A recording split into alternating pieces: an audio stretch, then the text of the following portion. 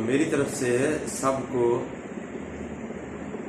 मसीह यस्सु में फजल बरा सलाम कबूल हो। क्या आप सब खैरियत से हैं? मैं यकीन करता हूँ ऐसा ही है। तो आए हम अपने मौजू को आगे बढ़ाते हैं। और उस दिन हमने कलाम सुना था कि ज़हन की अहमियत। आज हम गौर करते हैं कि जंगें कहाँ होती हैं। जंगें होती हैं मैदान जंग में। और हमारी पाकिस्तान आर्मी का जो मैदान जंग है वो बॉर्डर है। बॉर्डर पर जाकर जंगें करते हैं। और जहाँ पर जहाँ पर दूसरे मुल्क की फ़ौज हमला करती है और वो वहाँ जाते हैं और वहाँ से उस फ़ौज के साथ जंग करते हैं। ये जिस्मानी तौर पर किसी मुल्क का भी जो मैदान जंग है वो उसका बॉर्डर होता है।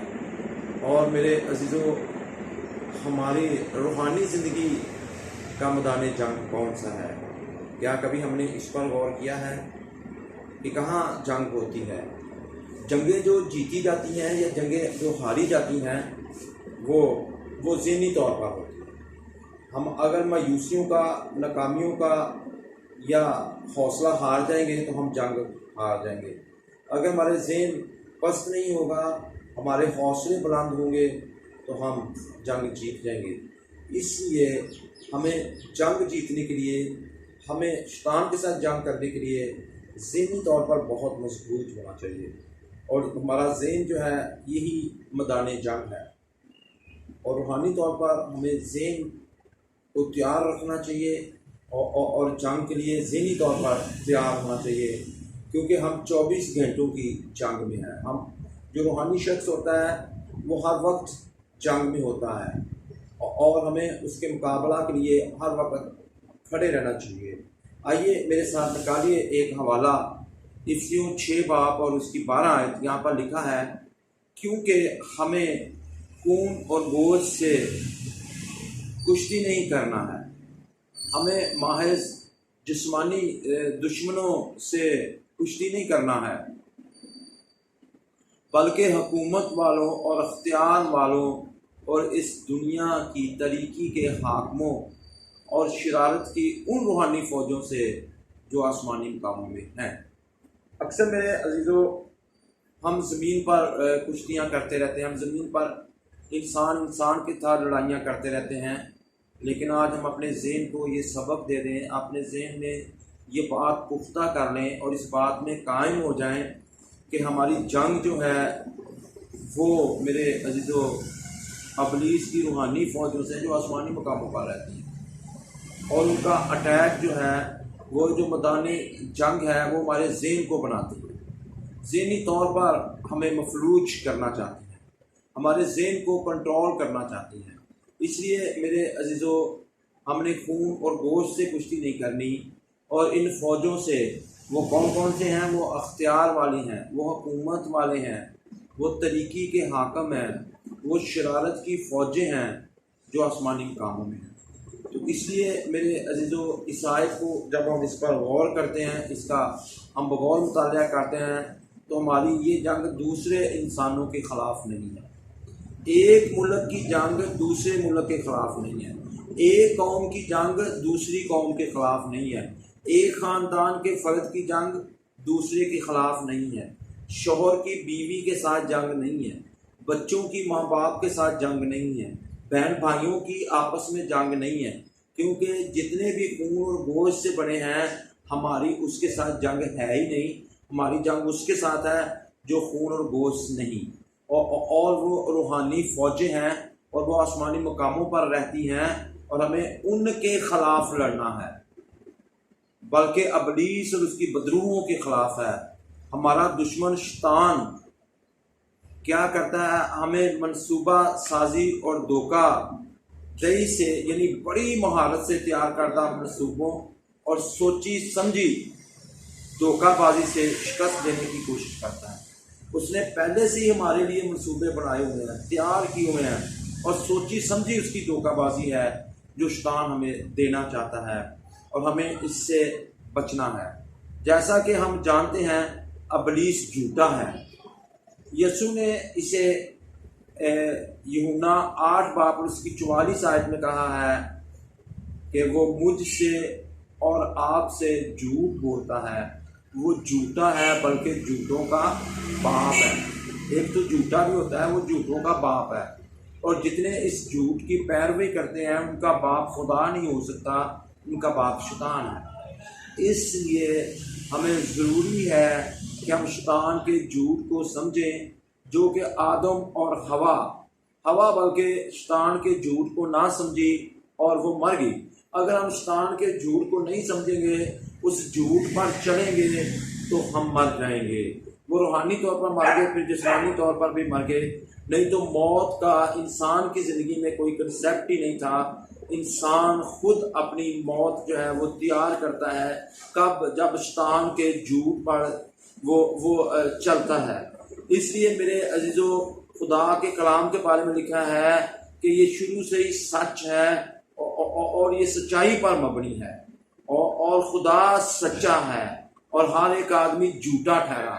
हमें अपना कोई तौर तरीका नहीं लगाना, जो खुदा का कलाम हमें कहता है हमने उस पर चलना है और उसको मानना है। अगर हम खुदा के कलाम के मुताबिक नहीं चल रहे तो फिर हम झूठे ठहरेंगे। इसलिए फिर समझे कि हम उसके झूठ में आ चुके हैं। आदम और हवा उसके झूठ में आ गए, उसके इस मनसूबा में उसके मनसूबा में आ गए, और मेरे जो वो बाग़ अदन से बाहर निकल गए और उनकी मौत वाक़या हो गई, उन पर लानतें आ गई और बड़ी मुसीबतों में वो फंस गए और ज़मीन उनके सबब से लानती ठहरी और फिर वो खुदा की हजूरी में नहीं जा सकते थे। इसी तौर पर आज हमें भी सोचना है कि शैतान जब आकर हमारे पास झूठ बोलता है तो वो हमें हमारे बारे में दूसरों के बारे, सबसे पहले वो हमारे बारे में झूठ बोलता है। आप ये देखें कि आपके बारे में शैतान क्या झूठ बोल रहा है। आज नोट करें इस बात को और इस पर गौर करें कि शैतान सबसे पहले मेरे बारे में झूठ बोलेगा। किसी ने भी बात मेरे खिलाफ की भी नहीं होगी, मैं किसी और शख्स से ये कहेगा तेरे खिलाफ तो उसने ये बातें की, और मैं भड़कूंगा गुस्से से, मैं जाकर उससे बात करूंगा कि तूने मेरे खिलाफ क्यों बातें की है, मैंने आपका क्या नुकसान किया है। उसने कोई आगे आपको बात आता है कि तेरे खिलाफ ये बातें करता है, जैसे चुगलियाँ बखीलियाँ कहते हैं, उधर की बात उधर, उधर की बात उधर। जब वो हमारे बारे में कोई बातें गलत कहता है उसकी परवाह ना करें, गौर ना करें कि आपके बारे में कोई क्या कह रहा है। आप ये देखें कि खुदा आपके बारे में क्या कह रहा है। इन बातों पे मत तवज्जो दें। जो इन बातों में तवज्जो देंगे वो शैतान के उन मनसूबों में आ जाएंगे। जैसे शैतान ने आके हवा के बारे में कहा था तुम्हारी तो आंखें ही बंद है, तुम ये फल खाओगे तो तुम्हारी आंखें खुल जाएंगी। उसके बारे में उसने बताया, और तुम खुदा की मानंद बन, जबकि वो पहले ही खुदा की मानंद थे, जबकि उनकी आंखें तो पहले ही खुली हुई थी। हम गौर करते हैं, जब आदम पर खुदा ने उसको बनाया तो जितने जानदार खुदा ने बनाए थे तो सबसे पहले उसकी आंखों को टेस्ट किया गया था। जब उसकी आंखों को देखा गया, खुदा ने कहा देखे कि उनके क्या नाम रखता है। उसकी आंखें तो बिल्कुल ठीक थी, उसने नाम रखे। फिर उस पर दूसरी दफ़ा फिर उस पर गहरी नींद भेजी और उसमें से हवा को निकाला और उसमें से गोश्त निकाला, हड्डी निकाली और हवा को तैयार किया। जब आदम के सामने लाया तो वो तो गहरी नींद सोया हुआ था, वो उसकी आंखें बंद थी, वो सोया हुआ था। फिर भी उसने खुदा की तख्लीक को देखा, उसने कहा ये तो मेरी हड्डियों में से हड्डी और मेरे गोश्त में से गोश्त है, ये तो मुझसे निकाली गई है। इतनी उसकी नजर तेज थी। तो शैतान ने आकर झूठ बोला तुम्हारी तो आंखें ही बंद है। इसी तरह हम अच्छे बड़े होते हैं, हम ठीक होते हैं, हम ठीक चाट होते हैं, हम शैतान कहेगा नहीं तू तो दुरुस्त तौर पर चल ही नहीं रहा, तेरी तो खिदमत नहीं ठीक, तू ठीक नहीं है, तू तो बीमार है, तेरा खानदान ठीक नहीं है। इसलिए अपने बारे में उसके झूठ को कभी तस्लीम ना करें। सबसे पहले वो अपने बारे में, आपके बारे में झूठ, और फिर हालात और वाक़यात के बारे में ऐसी बातें बताएगा। आपके हालात बहुत ख़राब हो गए हैं, मुल्क के हालात बहुत ख़राब हो गए हैं, आपके ख़ानदानी हालात अच्छे बड़े हो गए, अभी कहेगा ख़राब होते जा रहे हैं। वो झूठ बोलेगा आके, और मेरे अजीज़ों ऐसे ऐसे वाक़यात आपको आकर बताएगा, झूठे ही वाक़यात बताएगा। कई लोग बात थोड़ी होगी बड़ी बढ़ाचा आकर बताएंगे जिससे लोगों को खौफजदा करते हैं। इसलिए उसकी बातें ऐसी ही हैं जो सच नहीं है। ताहम वो हमें तमाम झूठ एक ही बार नहीं बता देता कि वो हमें एक ही बार सारा झूठ बता दे। वो झूठ को थोड़ा थोड़ा करके बताता है। वो हमारे ज़हन पर होशियारी से सोचों को बुनता है। जैसे कोई स्वेटर बुनता है ना, एक ही दिन में जो मशीनें हैं वो तो बना देती हैं, लेकिन जो हाथ से बुनता है ना उस पर देर लगती है। तो वो देर लगती है, वो बुरी सोचों बुरे ख्यालात को हमारे जहन में बुनता है। जिस तरह के जस्ट लाइक क्या करता है, शक डालता है। सबसे पहले थोड़ा सा शक डालेगा, फिर ज़्यादा शक बढ़ाएगा, फिर मियाँ बीवी को अलावा कर दे एक दूसरे। इस तरह बच्चों की ज़िंदगियों में शक, दोस्तों की ज़िंदगियों में शक को लेके आएगा। और शक नहीं बल्कि शकूक बुनता है, बहुत किस्म के शकूक हमारी ज़िंदगी में लेकर आता है। फिर वो क्या लेके आएगा, खौफ को लेकर आए। तो कलाम में 365 मरतबा कहा गया कि खौफ ना कर। साल के 365 दिन हर दफ़ा कहा गया कि खौफ ना कर। कुछ खौफ ऐसा है जो हमने करना है, वो खौफ आसमान के दरवाजे खोलता है, वो खौफ हिकमत का शुरू है। उस खुदा के खौफ से हम फिर गुनाह करने से बाज आते हैं। लेकिन ये वाला खौफ जो है, ये दूसरा खौफ है, जिसको कि हमें दहशत का नहीं मिला बल्कि कुदरत, मोहब्बत और तरबियत का मिला। ये दहशत जो है ये बड़ी बुरी है, हमें मुख्तलिफ चीज़ों की दहशत में ले आएगा, बीमारियाँ की, दीगर खौफ, मौत का खौफ हमारी ज़िंदगी में डालेगा, रिश्ते टूटने का खौफ डालेगा। और इस खौफ को हमने अपनी ज़िंदगी में नहीं आना। और फिर वो उसके बारे में दलाइल देता है, फिर उसके बारे में क्या करता है, बाकायदा उसकी थ्योरी बनाता है, फिर हमारे पास लाता है और यूँ बमबारी करना शुरू करता है। वो आहिस्ता आहिस्ता और बड़ी एहतियात से चलता है, क्योंकि वो जो बड़ी मनसूबा साजी है वो वक्त लेती है। छोटा मनसूबा बनाना है जल्दी बन जाएगा, लेकिन बड़ी मनसूबा साजी जो है वो वक्त लेती है। इसलिए मेरे अजीज़ों, हमें याद रखें कि उसके पास जंग के लिए लाए अमल है। वो अरसा दराज से हमारा बतौर मुतालिया कर रहा है, वो हर एक शख्स का मुतालिया करता है कि ये कैसा है। और मेरे अजीज़ों, वो जानता है कि हम कैसे हैं और कैसे नहीं हैं। वो हमारी गैर महफूजपन, हमारी कमज़ोरियों और खौफ को जानता है। वो जानता है कि क्या चीज़ हमें सबसे ज़्यादा तंग करती है, और हमारी शिकस्त के लिए जितना भी वक्त दरकार है देने के लिए तैयार है। और इब्लीस का सबसे मजबूत नुक्ता क्या है, गौर से सुने। हम तो सब्र नहीं करते, उसका सब्र है। वो सब्र से वेट करता है कि मैंने इसको कैसे गिराना है, किस तरह से गिराना है, बेशक उसको कई साल लगते हैं। और वो सब्र करता है, शैतान सब्र करता है हमें गिराने के लिए। ये उसका बड़ा मजबूत नुक्ता है। जबकि हमारी ज़िंदगियों में सब्र नहीं होता, वो सब्र करता है। किलों को ढाना, किस तरह से हम किलों को ढा सकते हैं, इसलिए कि हमारी लड़ाई के हथियार जिस्मानी नहीं बल्कि खुदा के नज़दीक कलों को ढा देने के काबिल हैं। चनाचे हम तसव्वुरात और हर एक ऊंची चीज़ को खुदा की पहचान के बरखिलाफ जो सर उठाए हुए हैं ढा देते हैं। हर एक ख्याल को कैद करके मसीह का फरमाबरदार बना देते हैं। दूसरा कुरिन्थियों 10:4-5 आयत ये मैंने पढ़ी है। और मेरे अजीज़ों, जो चीज़ें हकीकत पर मबनी होती हैं वो उनसे हमें दूर ले देगा। जो गैर हकीकी चीज़ें हैं हमारी तवज्जो उन पर वो लगाता है। और हम गौर करते हैं, इस हवाला में पौलुस रसूल बताते हैं कि हमें क्या करना है, किस तौर पर हमें अपनी ज़िंदगी गुजारनी है। और हम देखते हैं कि मत्तात मनसूबाबंदी और चलाक धोखाधड़ी से शैतान हमारे ज़हन में किले बनाने की कोशिश करता है। और किला दरअसल एक ऐसा ज़हनी हिस्सा है जो सोच के मखसूस अंदाज की वजह से गुलामी में है। हम उसकी कैद में फिर चले जाते हैं। और हम गौर करते हैं कि शैतान के किलों पर गालिब आने के लिए दरकार हथियार हमारे पास मौजूद हैं। और अभी मैं इन हथियारों पर बात नहीं करूंगा, फिर किसी वक्त बात करूंगा। लेकिन इस वक्त जो मैं आपकी तवज्जो दिलाना चाहता हूं कि यहाँ हम दोबारा देखते हैं कि हम जंग में यानी रूहानी जंग में शामिल हैं।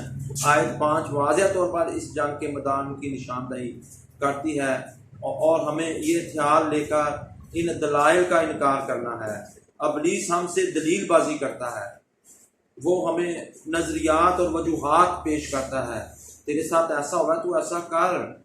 और फिर वो कहेगा, वो आपको कहेगा कि तू क्यों बैठा है ऐसे, उसने तेरे साथ ज्यादती की है, तू भी जाके कर। लेकिन हमने ऐसा नहीं करना। ये सारा काम ज़हन में होता है। और मेरे अजीज़ों, हमारा ज़हन ही जो है यहाँ पर सारी जंगें होती हैं, यही शैतान इसको मैदान जंग बनता है। और अब हम गौर करते हैं, इन पहला मैसेज जो मैंने ज़हन की अहमियत दिया, और आज जो है हमारा ज़हन में ही वो जंग का मैदान लगाता है। तो मेरे अजीज़ों, हम गौर करते हैं इस पर और हम हम बिल्कुल इस हालत में हैं जो जंग की हालत है। हर वक्त हमें तैयार रहना है। नंबर 2, हमारा दुश्मन कौन है, हम अच्छी तरह पहचान लें, शैतान है। नंबर 3, ज़हन जो है ये यहाँ पर जंग होगी। और नंबर 4, इब्लीस बड़ी मेहनत से हमारे ज़हन में किले कायम करने के काम करता है। नंबर 5, और ये काम वो मनसूबाबंदी और धोखाधड़ी के ज़रिए करता है, बड़ी महारत से बनाए हुए मनसूबों और सोची समझी धोखाधड़ी के ज़रिए। नंबर 6, वो जल्दी में नहीं है, वो अपने मनसूबों को पूरा करने के लिए वक्त लेता है। और मैं आपको ये सारी चीज़ें बता रहा हूँ, जिस तरह वो वक्त लेता है, हमें भी दुआ में वक्त गुजारना है, खुदा के साथ वक्त गुजारना है, ताकि इब्लीस की सारी फौजों पर हम शिकस्त पा सकें। हमें रफाकत में वक्त गुजारना है, रोज़े में वक्त गुजारना है, और ताकि अपने ज़हन को कंट्रोल कर सकें। खुदा को कलाम के अलावा और कोई हमारे ज़हन को कंट्रोल नहीं कर सकता।